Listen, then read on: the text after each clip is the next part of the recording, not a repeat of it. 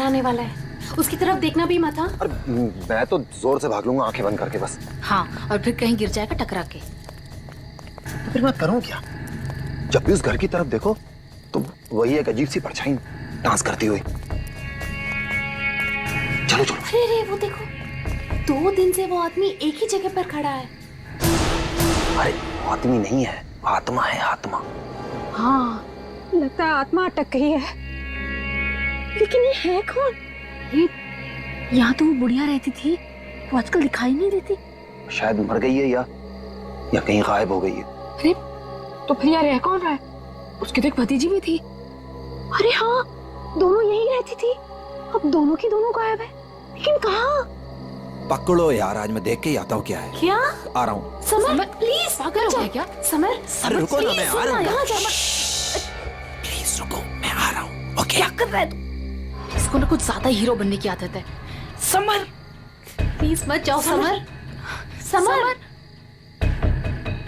Summer, summer.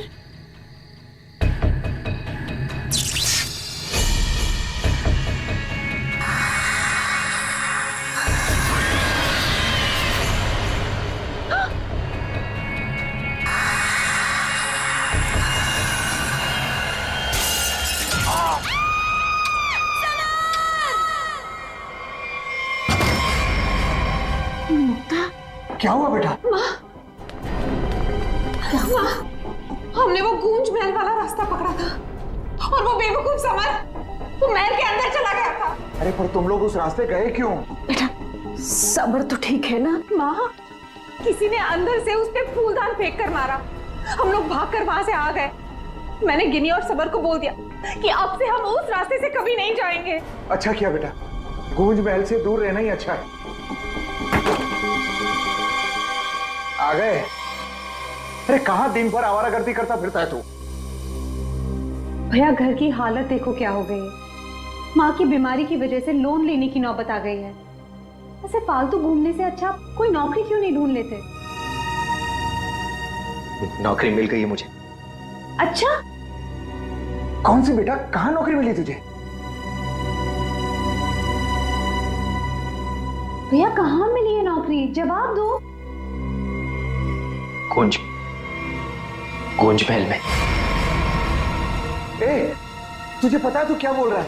अरे गूंज महल में जो बुढ़िया रहती है वो मर चुकी है और उसकी भतीजी का भी कुछ अता पता नहीं है।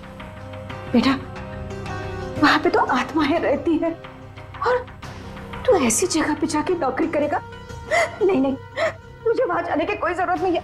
नहीं, तू वहां नहीं जाएगा। माँ, वो बुढ़िया मरी नहीं है और उसी की भतीजी को पियानो सिखा रहा हूं मैं। 50,000 रुपए दे रहे महीने के। 50,000? म्यूजिक सिखाने के इतने सारे रुपए?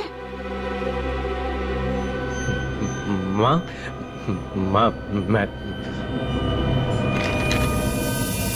ये 50,000 रुपए एडवांस। अब हमारी सारी मुसीबतें खत्म। भैया पता है आज रात को हमारे साथ क्या? म्यूजिक सिखाऊंगा मैं पैसे कमाऊंगा।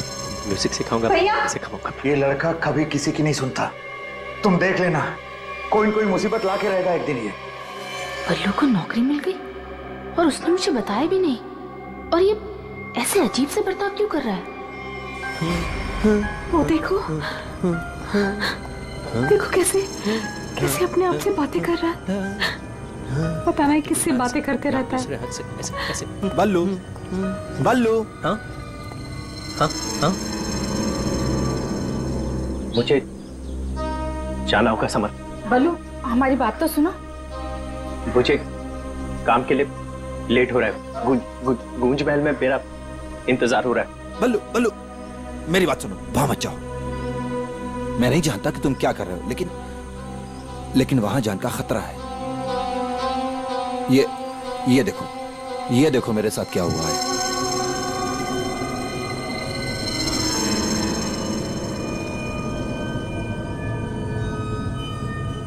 क्या हुआ?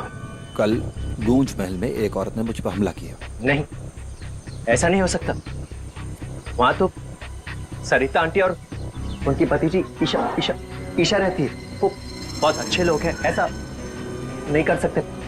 मुझे लेट हो रहा है, मुझे जाना होगा। अरे भैया मत जाओ, वहाँ खतरा है भैया।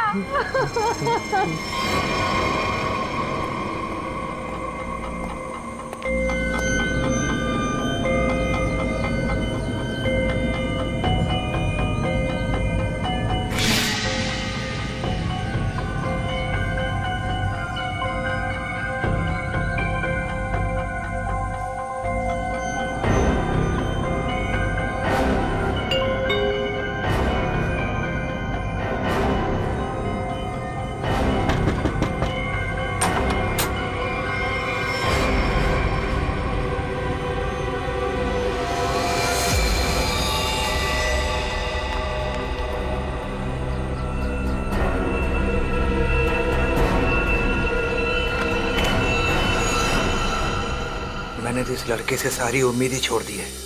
पता नहीं कैसी नौकरी है भी या नहीं। देख मेरा बेटा आया होगा, देख तो।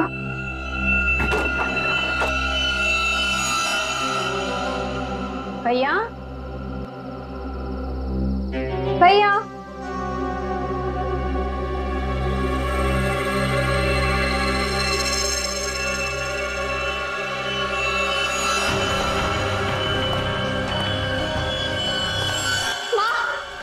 कोई यहाँ बल्लू का टिफिन छोड़कर चला गया। मेरे बल्लू को कुछ हुआ तो नहीं ना? क्या हुआ? ये क्या है? कौन? कौन जल्दी खोलो।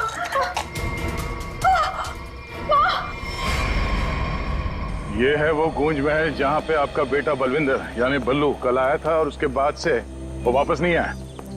यहाँ पे 2 औरतें रहती हैं, एक बुजुर्ग औरत सरिता देवी और उसकी भतीजी ईशा है। और आप लोगों के हिसाब से वो लोग कुछ अजीब है, राइट? सर ये पूरा घर ही अजीब है। यहाँ की खिड़कियों से रोशनी चमकती है, साए दिखते हैं, यहाँ से गुजरने वाले लोगों पर चीजें फेंककर हमला करते हैं। पता नहीं मेरा भाई कैसे फंस गया यहाँ। बल्लू यहाँ नौकरी करता था? जी हाँ, और इसी घर से मेरे बेटे का खाने का डिब्बा वापस आया था, खून से भरा।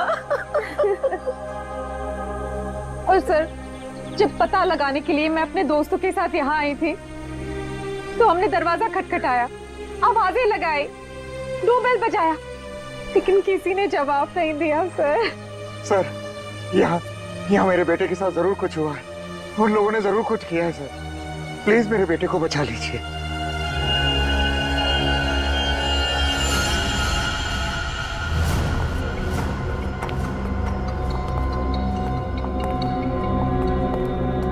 कोई है? क्या तो कोई दिख नहीं रहा। आत्मा कहाँ दिखाई देती है सर, सीधी अटैक करती है। सर यहाँ पर बल्लू, सरिता और ईशा, इनमें से कोई होना ही चाहिए। सरिता जी हैं भी या नहीं किसी को कुछ नहीं पता सर। लोग तो यहाँ तक कह रहे हैं कि सरिता जी की मौत हो चुकी है। यहाँ हुआ तो है कुछ।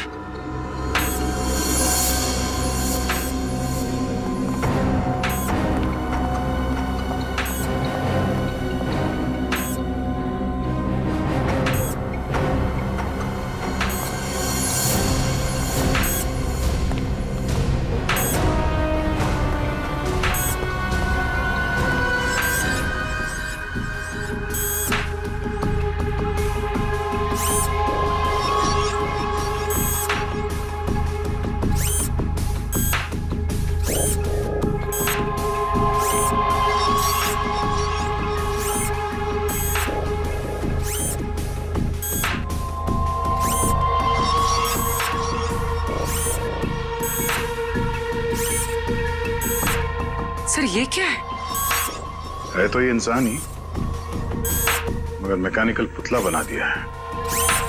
खुद ताली बजा रहा है।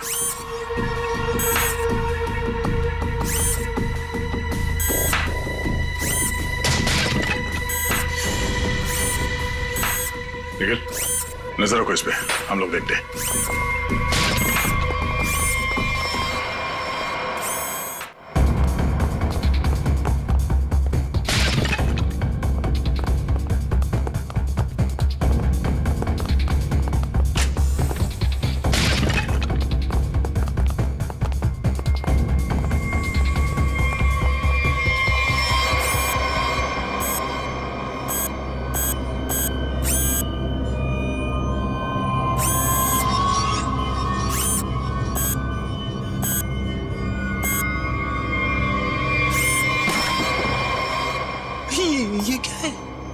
रोबोट जैसा कुछ है। इसके एक्शंस और मूवमेंट्स देखो कितने मैकेनिकल है।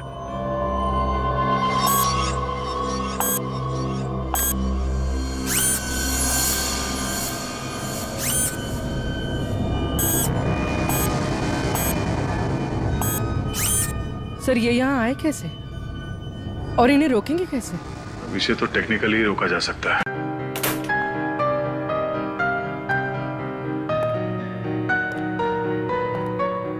बलवंत,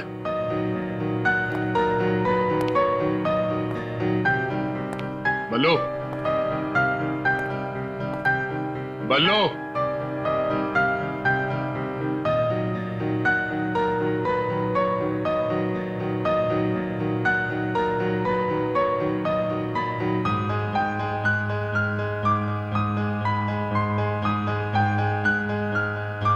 बात नहीं करनी।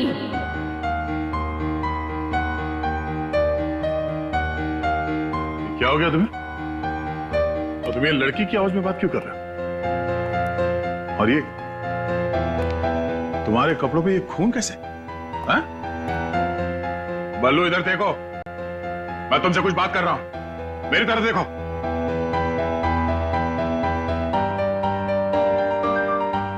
मैंने कहा ना, बात नहीं करनी। पियानो बजाते वक्त मैं किसी से बात नहीं करती। मुझे गुस्सा आता है और फिर मैं सबको मार देती हूँ, मार देती हूँ।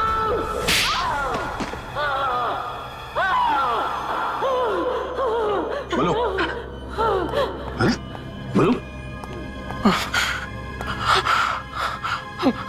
एक्सक्यूज मी, कौन है तुम? तुम कौन हो? हाथ ऊपर। देखिए आप गोली मत चलाना, गोली मत चलाना। ये मेरा ही घर है, आप गोली मत चलाना, मारना मत मुझे आप प्लीज। तुम्हारा घर है ये? हाँ, ये मेरा घर है। क्या खेल खेल रहे हो तुम यहाँ? हाँ?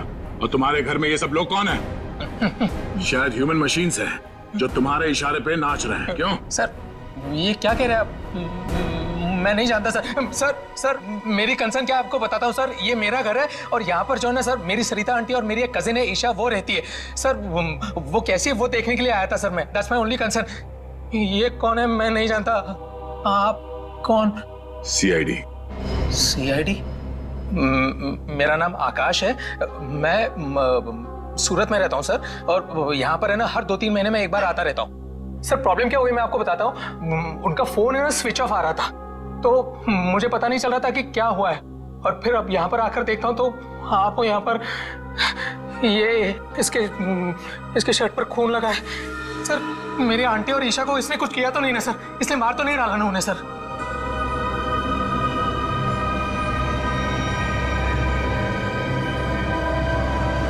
बल्लू, बल्लू तुम सुन रहे हो? मैं तुमसे बात कर रहा हूं।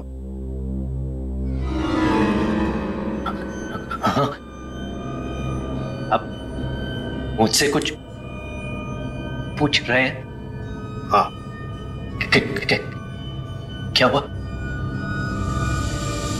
बल्लू हमें बताओ, तुम गुंज महल गए थे ना, तब तुम्हारे साथ क्या हुआ? क्या हुआ तुम्हारे साथ? कुछ महल।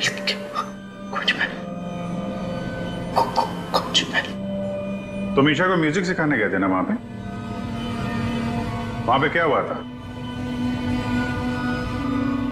सरिता और ईशा कहाँ हैं? सर मुझे समझ नहीं आ रहा है कि आप लोग इसे इतना प्यार से क्यों पूछ रहे हैं। He's a criminal। सर इसी ने मेरी आंटी और ईशा को कुछ किया है, और वहां पर आपको जो इंसानी पुतले मिले थे ना, सब इसी का किया जा रहा है। शक तुम्हारे ऊपर भी है। तुम्हारे घर में मौत का खेल चल रहा था और तुम्हें मालूम तक नहीं।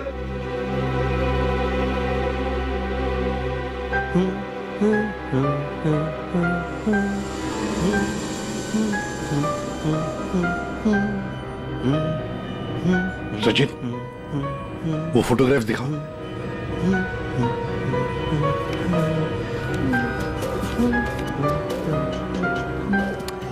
इन तस्वीरों को ध्यान से देखो, बताओ कौन है ये लोग और इनका ये हाल किसने किया? ये सब लोग जिंदा है, जिंदा है। ये लोग तुम्हें जिंदा लगा रहे हैं? हाँ हाँ, जिंदा जिंदा। मुझे बताया गया था कि ये रिश्तेदार हैं और म्यूजिक सुन रहे। ये झूठ बोल रहा है सर, इनमें से कोई मेरा रिश्तेदार नहीं है। सर ये ड्रामा कर रहा है, सबको मार दिया और अब क्या बकवास कर रही है? तुम्हें चाय के लिए कहा था ना, चाय किधर है? हाँ? ये ईशा कुछ बोल क्यों नहीं रही? ये अकेला क्यों ताली बजा रहा है? हाँ? मम्मी को बोल देता हूं, रुकूं या भाग जाऊं? कितना बड़ा और डरावना घर है। सर आप मेरी बात सुनिए सर, ये पूरा का पूरा पागल हो चुका है। He's a psycho killer। Bablu क्या हुआ था कल जब तुम ईशा को म्यूजिक सिखाने गए थे? कुछ याद है वहां पे क्या हुआ था? हा? क्या हुआ था वहां पे? चाय चाय पिलाई थी उसने। हाँ बराबर। चाय चाय चाय। तो फिर ईशा कहाँ गई? बल्लू, बल्लू, किसका खून था तुम्हारे कपड़ों पर? हाँ? फिर दया पर हमला क्यों किया तुमने? कपड़े अरे मेरे कपड़े बदल गए। मेरे कपड़ों पे खून था, खून था कपड़ों पे। खूनी के कपड़े पे खून ही होता है। एक मिनट आप जरा उधर चलो, चुप रहिए, पीछे बोलिए मत। चाय लेके आओ। ईशा को कोई क्यों नहीं? ये आदमी तो किसी भी सवाल का जवाब ठीक ठीक दे नहीं रहा।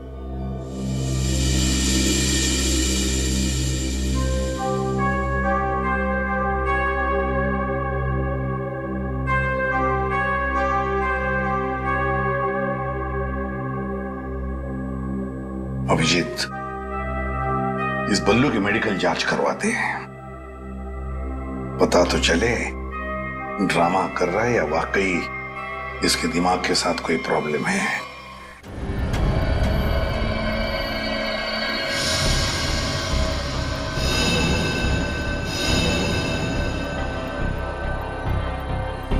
बल्लू की कमीज पर एक लड़की का खून लगा हुआ। इस कमीज पर जो खून लगा है लड़की का है, ये मैंने पता लगा लिया है। ये रही उसकी डीएनए रिपोर्ट। अब मैं आपसे सिर्फ ये जानना चाहता हूं कि ये जो लड़की मरी है ये कौन है और इसे किसने मारा? इसे आपने मारा? नहीं? या फिर इसे आपने मारा? नहीं? या फिर इसे तुमने मारा?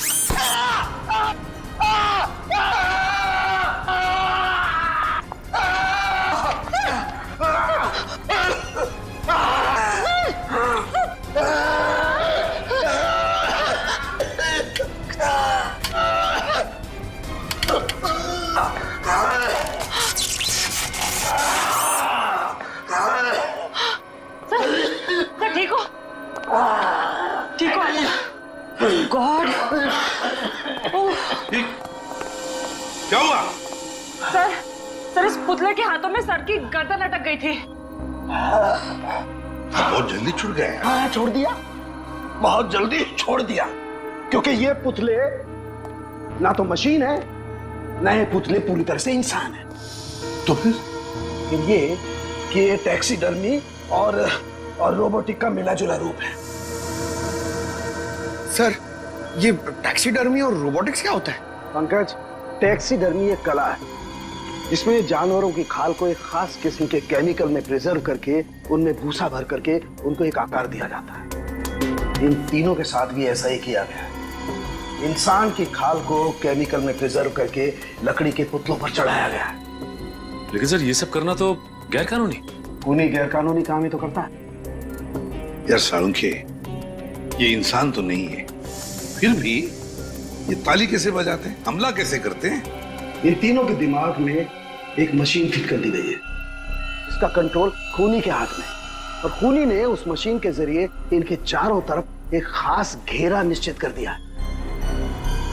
कोई भी इंसान उस घेरे के अंदर आकर के कोई मूवमेंट करता है, ये चालू हो जाते हैं, अपना काम करने लगते हैं। एक्टिव हम लोग भी तो आसपास घूम रहे हैं डॉक्टर साहब। नहीं, इन तीनों की मशीन को मैंने डीएक्टिवेट कर दिया था। वहां उस पीछे वाले में कुछ गलती रह गई। अब बॉस, और ये एक्टिविटी इनकी मेमोरी में पहले से फिट है। और इतना ही नहीं बॉस, इनके अंदर और भी बहुत कुछ है। आओ दिखाता हूं। ये देखो, लकड़ी का बुरादा, कॉटन और इसके ऊपर इंसान की चमड़ी। बनाने वाले ने तो बना दिया बॉस, लेकिन वो भूल गया कि इंसान की चमड़ी में और जानवर की चमड़ी में एक खास फर्क होता है। इंसान की चमड़ी जानवर जैसी मोटी नहीं होती है, इसीलिए उसे कितना भी केमिकली ट्रीट कर लो, कितना भी केमिकल में डाल लो, वो इंसान की चमड़ी जैसी नहीं रह सकती है। इसीलिए इनकी चमड़ी जो है जगह जगह से सिली हुई। फिर भी टिक नहीं रही है। और दूसरी बात, ये सारी चमड़ियां ज्यादा पुरानी नहीं है, बस कुछ ही दिन पहले इन्हें मारकर निकाला गया है। पर उस घर का तो कोना कोना छान मारा गया था, एक भी ऐसी लाश नहीं मिली जिसकी खाल उधेड़ दी गई हो। वो कहीं और बनाता है ये ह्यूमनॉइड, अपने घर पर नहीं। तीनों की कोई मिसिंग रिपोर्ट नहीं है, कोई आईडी वगैरह नहीं मिली। है कौन ये लोग? तारिका जी, ये जो कपड़े पहने थे इन लोगों ने, उनसे कुछ पता चला आपको? कुछ खास नहीं, तीनों के कपड़े से बस एक लेबल मिला है, किसी टीएल टेलर का लेबल है। TL Taylor?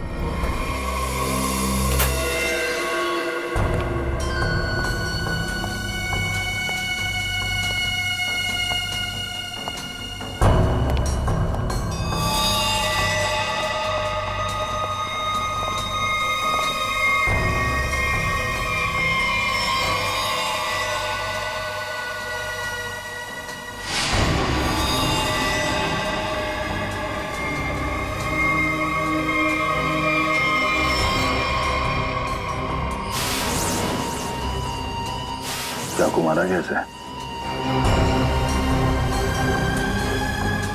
कई बार मारा गया। सर, बल्लू के कपड़े पे जो खून के छींटे थे, कहीं इस लड़की के तो नहीं?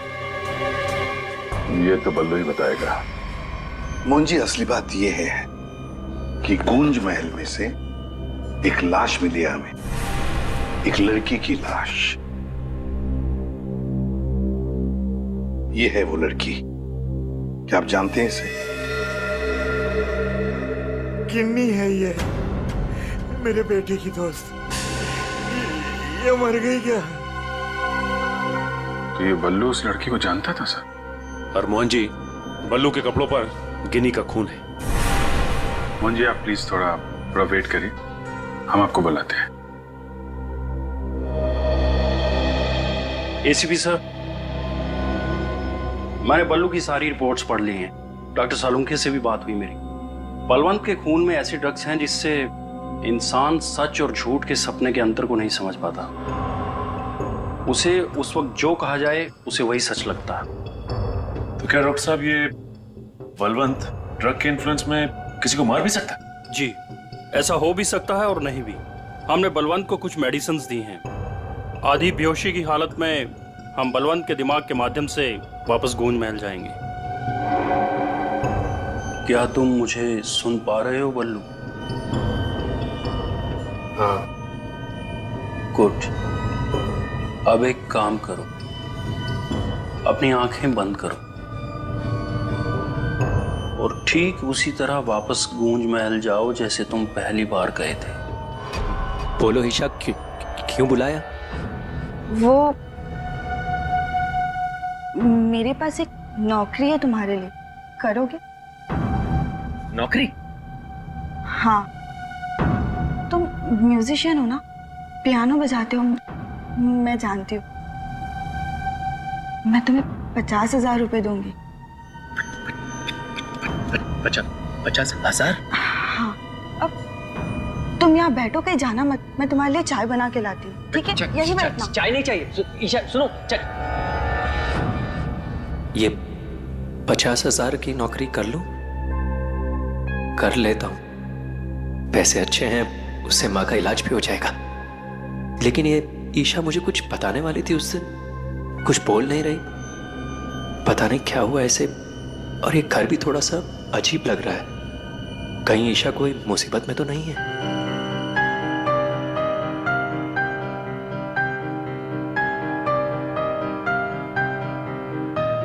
शायद यही ईशा की आंटी है, Sarita ji. Excuse me ma'am. Hello. अच्छी ट्यून है।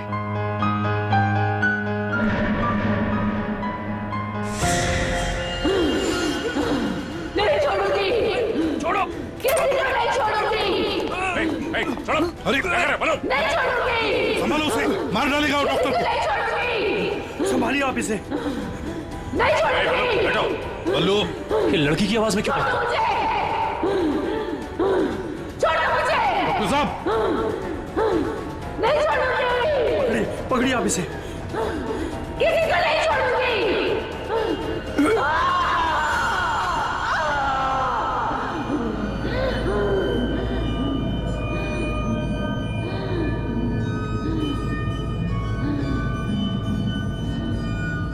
नहीं छोड़ूंगी, अब किसी को नहीं छोड़ूंगी। पुतला बना दिया, परेशान कर दूंगी। बची हुई बॉडीज मछलियों को खिला दूंगी।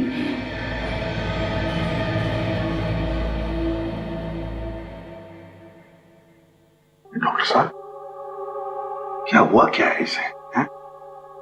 ऐसे अचानक से औरत की आवाज में क्यों बात करता है?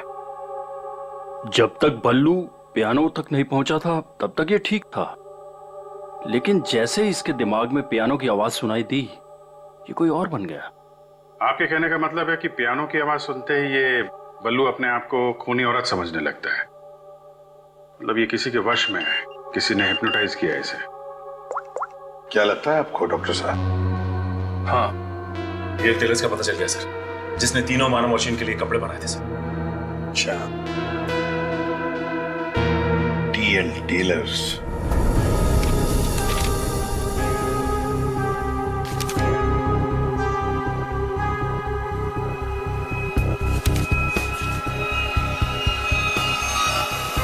साहब जी।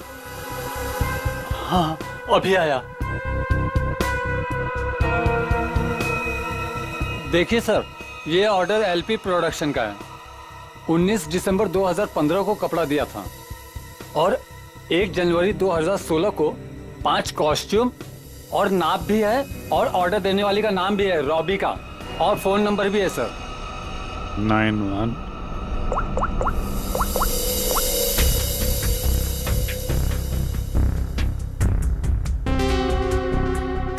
सर, फोन बंद है। कोई बात नहीं, इस फोन की लास्ट लोकेशन ट्रेस करो और कुंडली निकालो इस रॉबिका की। सर। हाँ सारुण साहब। अभिजीत, इन ह्यूमनॉइड्स में हमें भूसे के साथ साथ 2 और खास चीजें मिली हैं। एक तो एक खास कागज के टुकड़े, ऐसा कागज जिस पर न्यूज छपती है, अखबार में काम आने वाला कागज, और दूसरा समुद्र के नमक के कुछ अंश। थैंक यू वेरी मच सारुण साहब। क्या हो सर? एक कारखाना ढूंढो जहां पे अखबार को छापने का कागज बनता, और वो जगह समंदर के करीब हो।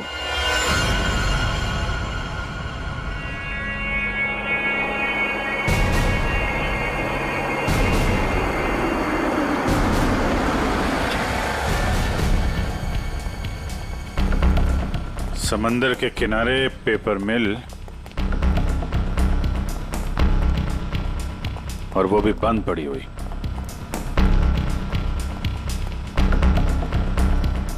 सर यहाँ पे ये पेपर और ये पेड़ की छाल और वहां पर कपड़े, यहाँ तो हर वो चीज मौजूद है जो मानव मशीन के अंदर भरी गई है। सर हो सकता है उस क्रिमिनल के काम करने की जगह यही हो जहां वो पुतले बनाता था। क्या पता वो अभी भी कहीं आसपास ही हो। मगर वो जगह कहाँ है? यहाँ तो सिर्फ पुतले में भरने का सामान है ना। वो टैक्सी डमी की जगह और वो रोबोट बनाने की जगह, वो कहाँ है? पुतलों में भरने का सामान यहाँ है तो वो जगह भी यहीं कहीं होगी। ढूंढो।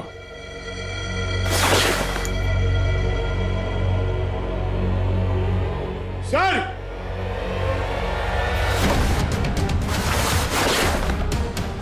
सर! माय गॉड,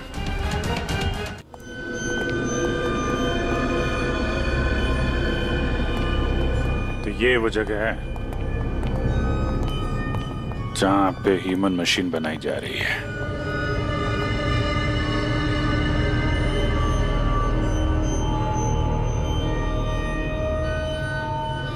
ये देखो,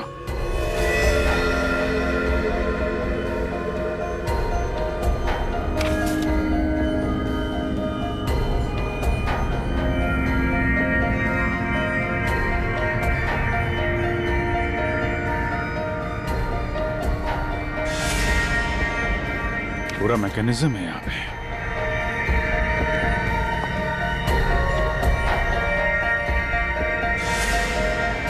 सर! हाँ? सरिता जी का रोबो? Oh no.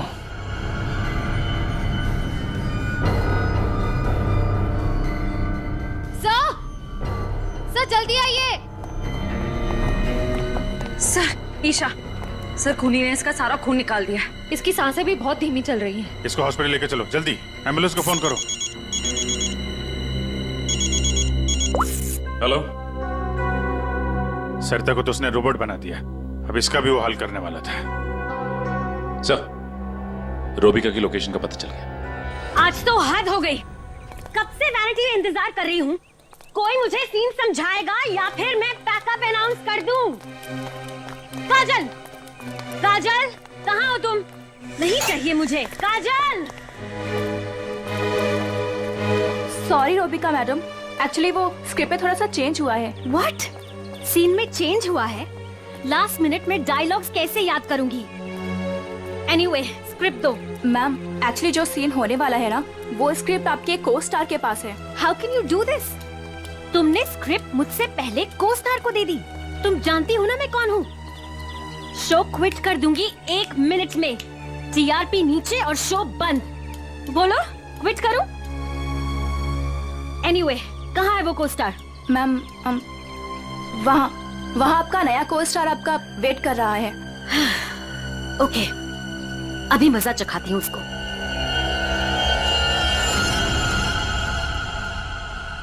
हेलो, कोई है? यहाँ तो कोई नजर नहीं आ रहा। हेलो, कोई है यहाँ पर? हेलो, हेलो, कोई है? पता नहीं ये काजल भी ना यहाँ क्यों भेज दिया मुझे।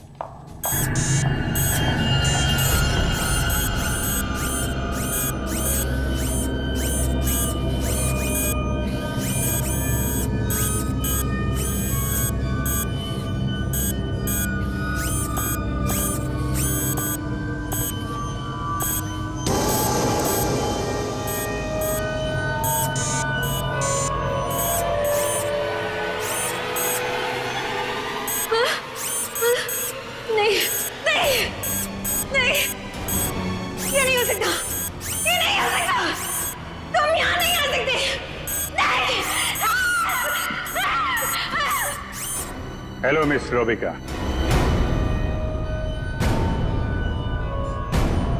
कौन हो तुम सब? और ये सब नाटक क्या है? हमें छोड़िए, आप ये बताइए कि आपने ऐसा क्यों कहा कि ये यहां नहीं आ सकते?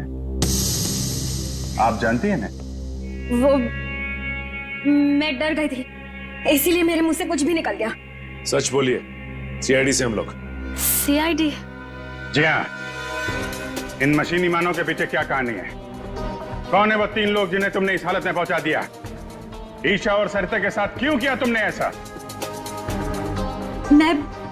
मैं सामने जरूर हूं, लेकिन इसके पीछे दिमाग किसी और का है। किसका है? लेकिन सर, आपने हम सबको यहाँ क्यों बुलाया है? हाँ सर, मेरी समझ में ये नहीं आ रहा है कि आप लोग किस किस को पकड़ेंगे। कभी बल्लू पर शक, कभी हम लोगों से पूछताछ। आखिर आप लोग चाहते क्या है ना? कुछ तो बताइए सर, ये सब किसने किया है? सारे सवालों का जवाब मिल जाएगा, लेकिन यहां आप लोगों को बुलाया है एक कहानी सुनाने के लिए। कहानी? जी हाँ, कहानी। कहानी एक इंसान की जिसका दिमाग बड़ा शातिर था। उसके दिमाग में एक प्लान पल रहा था, लोगों को मारना, फिर रोबोटिक्स और टैक्सीडर्मी के जरिए उन्हें वापस जिंदा करना। और ऐसे में वो मिला एक खूबसूरत लड़की से, जिसकी एक बेरहम आंटी थी जो उसे बहुत तंग कर रही थी। उस लड़के के दिमाग में एक आइडिया आया। उसने उन दोनों को एक बहुत बड़े कोठी में शिफ्ट करवा दिया।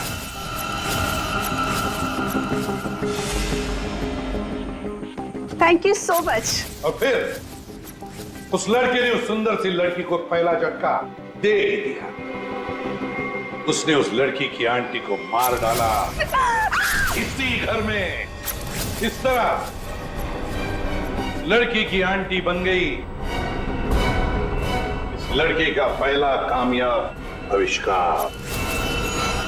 उसके बाद में उसने कुछ लोगों को और भी अपने एक्सपेरिमेंट का निशाना बना दिया। और हैरानी की बात यह है कि वो सब उसके वो दोस्त और कलीग्स थे जो उसके साथ विदेश में काम करते थे। अब हुआ ये कि ये लड़की इस लड़के से बहुत डरने लगी और फिर उससे बचने के लिए उसने अपने और एक दोस्त की मदद मांगी। ऐसे रो मत, मैं हेल्प करूंगा तुम्हारी। तुम बताओ क्या करना है। और जब खूनी को ये बात पता चली तो बहुत भड़क गया। प्लीज मुझे मत मारो, मुझे छोड़ दो प्लीज। उसने उस लड़की को कैद कर लिया और उसके दोस्त को बेवकूफ बनाया। उसने उसे ये एहसास दिलाया कि ये सब कुछ जो हो रहा है वो उसी की वजह से हो रहा है। तुम जैसा बोलोगे मैं वैसा करूंगी, प्लीज मुझे जाने दो। और उस बेचारी लड़की ने अपने मददगार दोस्त के चाय में ड्रग मिलाकर उसे हिप्नोटाइज करना शुरू कर दिया। मैं जैसा बोलूंगी तुम वैसा ही करोगे, मेरी हर बात मानोगे तुम, है ना? दिलचस्प कहानी। सर ये कहानी तो इस घर की और बल्लू की है। हाँ, सरिता, ईशा और उस खूनी की कहानी है ये। लेकिन सर, वो खूनी कौन है? वही तो, खूनी कौन है कौन खूनी?